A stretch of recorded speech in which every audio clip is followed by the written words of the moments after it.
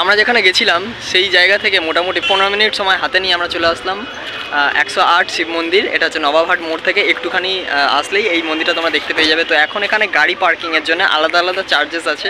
তো আমি এখানে বলে দিই, গাড়ি পার্কিং মানে হচ্ছে মোটরসাইকেল যদি পার্কিং মানে মোটরসাইকেল নিয়ে যদি কেউ আসে তো সেক্ষেত্রে চার্জ হচ্ছে 10 টাকা। আর কার সার্ভিসের জন্য হচ্ছে মানে 4 হুইলার যদি কেউ নিয়ে আসে তো সেক্ষেত্রে চার্জ হচ্ছে 25 টাকা। আর আদার্স মানে ধরো কেউ বাস টাস নিয়েও তো আসে বা ট্যুর গাড়ি নিয়েও আসে তো সেক্ষেত্রে সেই গাড়ির চার্জেস হয়ে থাকে হচ্ছে 125 টাকা। তো এখানে হচ্ছে লিস্টটা টাঙানো আছে, ঠিক আছে? তো এটাকেও তোমরা দেখে নিতে পারো। তো এখন আমি যাব ভেতর দিকটাতে। তো চলো যারা ভেতরে কেমন কি মন্দির আছে তোমাদের সাথে শেয়ার করবো। Let's go.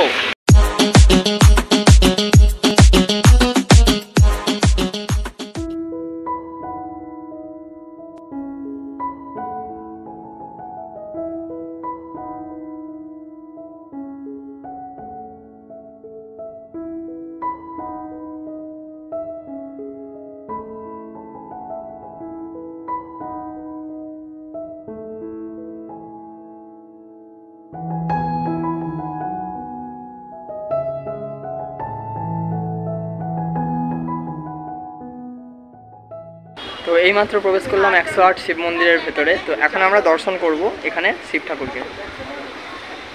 সন্ধ্যের টাইম, মনোরম হাওয়া, গরমের ওয়েদার, বেশ ভালো লাগছে।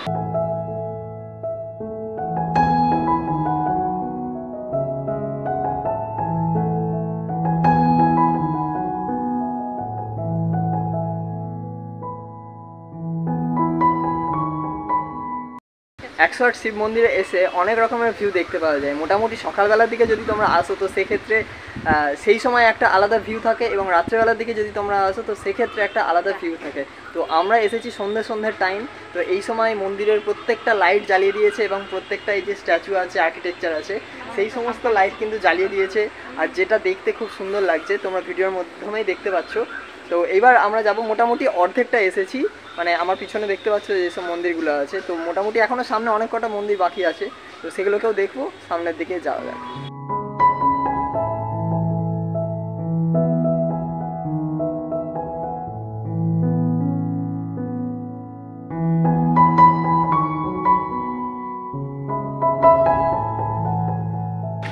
এখানে খুব সুন্দর আলপনা দেওয়া আছে, যেহেতু আর্টিস্টিক মানুষ একটু তো চোখে তো লাগবেই, তাই না?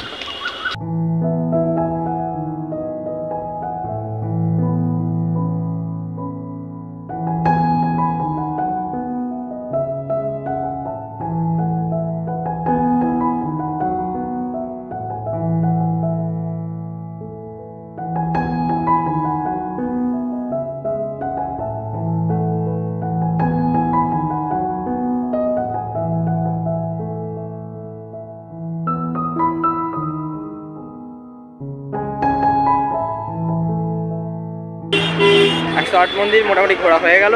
এবার আমরা গাড়িতে যাচ্ছি, চলো।